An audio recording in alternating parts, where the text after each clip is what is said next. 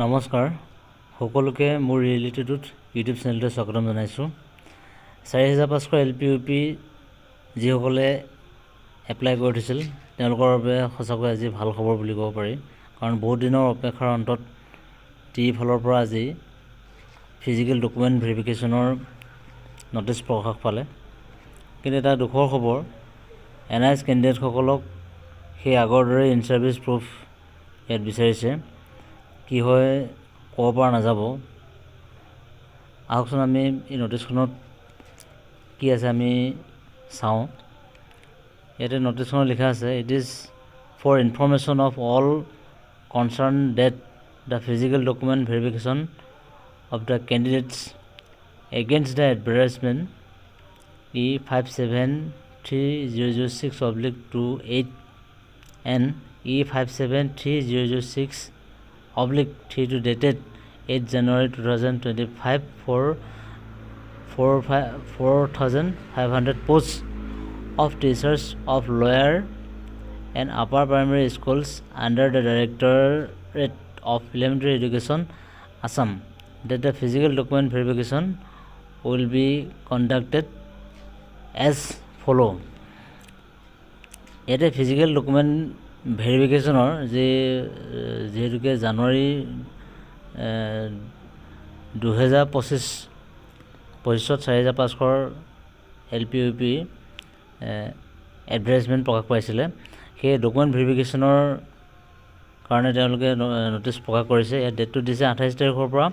28/1/2025 to 6/2/2026 28 তাৰিখৰ পৰা 28 জানুৱাৰীৰ পৰা ফেব্ৰুৱাৰী মাহৰ 6 তাৰিখলৈকে 4500টি ডকুমেণ্ট ভেৰিফিকেশ্যন হ'ব ভেন্যুটো হৈছে গ্ৰাউণ্ড ফ্ল'ৰ হল ৰোহিকা Assam agriculture university international guest house Khanapara Guwahati Khanapara যি ৰোহিকা আছাম এগ্ৰিকালচাৰ ইউনিভাৰ্চিটি ভেটেৰিনেৰী কলেজৰ তাৰ সন্মুখতে আছে সেইটো টাইম দি আছে মৰ্ণিং 10 বজাৰ পৰা বিয়লি 1 বজালৈকে আকৌ আৰম্ভ হ'ব বিয়লি 2 বজাৰ পৰা 5 বজালৈকে মানে 10টাৰ পৰা 5 বজালৈকে হ'ব আৰু 1 ঘণ্টা সময় বিৰতি থাকিব তাৰপিছত দিছে the least of candidates of first phase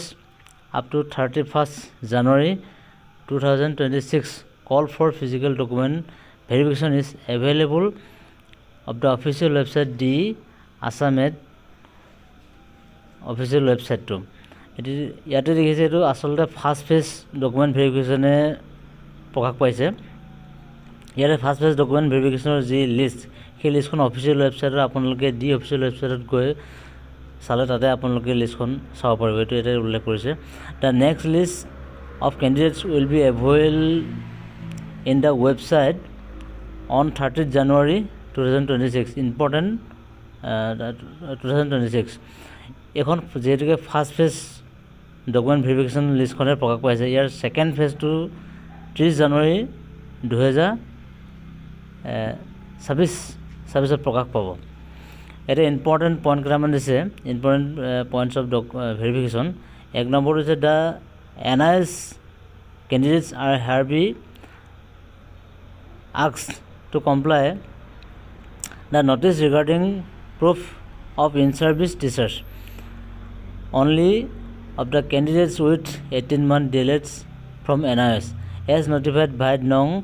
EAA/SIU/36/2025/3 dated 17 June 2025 ইয়াতে যদিও ইন চাৰ্ভিচ প্ৰুফ কি লাগিব সেইখিনি ইয়াত যদিও উল্লেখ কৰা নাই কিন্তু ইয়াতে যিহেতুকে NIS কেণ্ডিডেটসকলৰ যি 18 মান্থছ বুলি পেলাই ইয়াতে যিহেতু বাৰে বাৰে উল্লেখ কৰিছে সেই NIS কেণ্ডিডেটবোৰৰ 2025 চনৰ 17 জুনত যি ইন চাৰ্ভিচ প্ৰুফ বিচাৰি ডকুমেণ্ট ভেৰিফিকেশ্যনৰ যি লিষ্ট তেওঁলোকে ইন চাৰ্ভিচ প্ৰুফৰ যিখিনি প্ৰমাণ বিচাৰিছিল সেই প্ৰমাণখিনিকে লৈ যাবৰ কাৰণে ইয়াতে 1 নম্বৰ পইণ্টত উল্লেখ কৰিছে 2 নম্বৰতে লিখা আছে The listed candidates are requested to bring self-attested photocopy set against each registration number along with the relevant documents original at the time of physical document verification. 2 number পইণ্টত লিখিছে যে ডকুমেণ্ট ভেৰিফিকেশ্যন যিসকলে যাব তাতে আপোনালোকে এটা এটা ফটোষ্টেট কপি ল'ব, তাতে আপোনালোকৰ সেলফ এটেষ্টেড কৰি লৈ যাব লাগিব। আৰু বাকী মেট্ৰিকৰ পৰা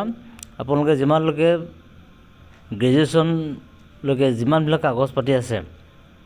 কালচাৰেল হওক বা তেনেকৈ NCC যি আছে গোটেইখিনি আপোনালোকে এটা এটা ফটোষ্টেট কপি লৈ তাতে এটেচ কৰি লৈ যাব। 3 নম্বৰ আছে the listed candidates are requested to bring all the acknowledgements of online application if applied multiple times or multiple post for both LP and UP schools.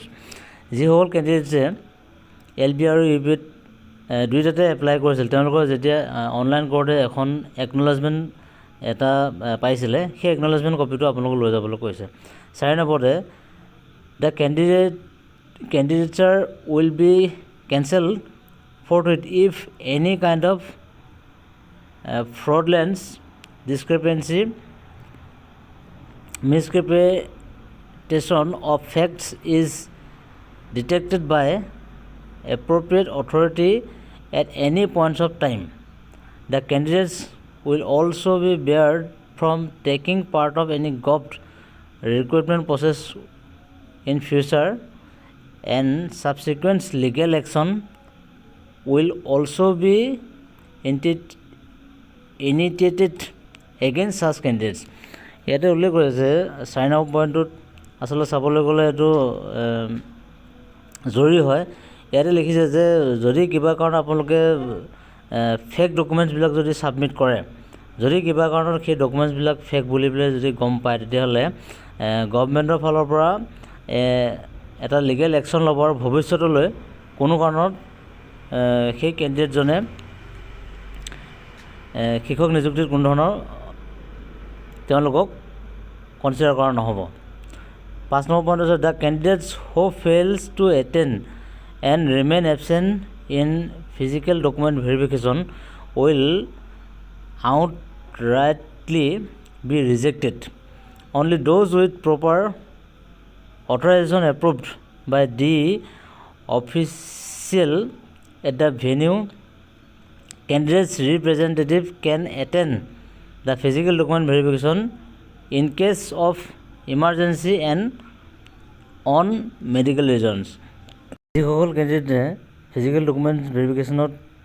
উপস্থিত থাকিব নোৱাৰিব, তেওঁলোকক আউটৰাইটলি ৰিজেক্ট কৰা হ'ব বুলি কৈছে। যিসকল কেণ্ডিডেটছৰ মেডিকেল কিবা ইমাৰ্জেঞ্চি থাকে বা সেইসকল যাব নোৱাৰিলেও সেইসকলৰ সলনি তেওঁলোকৰ কোনোবা ৰিপ্ৰেজেণ্টেটিভ যাব পাৰিব, যদিহে তেওঁলোকে অফিচিয়েলি ফালৰ পৰা তেওঁলোকক এপ্ৰুভ কৰাই পেলাই তেওঁলোকে জানিব যে প্ৰকৃততে তেওঁ মেডিকেল ইমাৰ্জেঞ্চি হয় কৰিব। 6 নম্বৰ আছে number second option will be given to those candidates who fails to appear and remain absent in the notified dates for physical document verification. এই ছেকেণ্ড অপশ্যনটোত সেইসকলৰ কেণ্ডিডেটকহে দিয়া হ'ব বুলি কৈছে যিসকলে উল্লেখ কৰা তাৰিখত ডকুমেণ্ট ভেৰিফিকেশ্যন তেওঁলোকে এবচেণ্ট থাকিব, অনুপস্থিত থাকিব। এইখনেই আছিল ডি ফালৰ পৰা ফিজিকেল ডকুমেণ্ট ভেৰিফিকেশ্যনৰ যি 28 তাৰিখৰ পৰা 28 জানুৱাৰী 2026 তাৰিখৰ পৰা 6 ফেব্ৰুৱাৰী 2026 তাৰিখলৈ যি ফাৰ্ষ্ট ফেজ ডকুমেণ্ট ভেৰিফিকেশ্যন হ'ব, এই ডকুমেণ্ট ভেৰিফিকেশ্যনৰ এখন নটিছ। আৰু বাকী যি লিষ্ট, সেই ডকুমেণ্ট ভেৰিফিকেশ্যনৰ লিষ্টখন আপোনালোকে d.assam.gov.in ৱেবছাইটত গৈ আপোনালোকে তাতে 4500 যি LPUP ৰিক্ৰুইটমেণ্ট তাতে টাচ কৰিলে আপোনালোকে তাতে ভেৰিফিকেশ্যনৰ যিখন লিষ্ট, সেই লিষ্টখন চাই আপোনালোকৰ যিসকলৰ নাম আহিছে ফিজিকেল ডকুমেণ্ট ভেৰিফিকেশ্যনৰ কাৰণে আপোনালোকে যাব পাৰিব। আৰু যিসকল NIS প্ৰাৰ্থী, আপোনালোকেও সেই আগৰ দৰে যিবিলাক ইন ছাৰ্ভিচ প্ৰুফ আপোনালোকে আগৰবাৰ ভেৰিফিকেশ্যনত লৈ গৈছিলে সেই একেখিনি ইন চাৰ্ভিচ প্ৰুফ আপোনালোকে লৈ যাওক আৰু আপোনালোকে ভাগি নপৰিব, ধৈৰ্য ৰাখক, কাৰণ যিহেতুকে কোৰ্চটো আপোনালোকে নিজে কৰা নাছিল, চৰকাৰে কৰাইছিল আৰু যিহেতুকে এই বিষয়টো আইনী প্ৰক্ৰিয়াৰ মাজত সোমাই আছে, নিশ্চিতভাৱে আইনে NS প্ৰাৰ্থীসকলক ন্যায় প্ৰদান কৰিব। এইখিনিয়ে ক'লোঁ আৰু ভিডিঅ'টো যিসকল বন্ধু বান্ধৱীয়ে শেষলৈকে চালে সকলোকে মই মোৰ ফালৰ পৰা ধন্যবাদ জনাইছোঁ আৰু যিসকলে মোৰ এই চেনেলটো এতিয়ালৈকে ছাবস্ক্ৰাইব কৰা নাই আৰু যিসকলে নতুনকৈ মোৰ চেনেলটো ভিজিট কৰিছে আপোনালোকে অনুগ্ৰহ কৰি ছাবস্ক্ৰাইব কৰি থ'ব আৰু যদি ভিডিঅ'টি ভাল লাগে লাইক কৰিব আৰু কমেণ্ট কৰিব, পাৰিলে শ্বেয়াৰ কৰিব। ধন্যবাদ।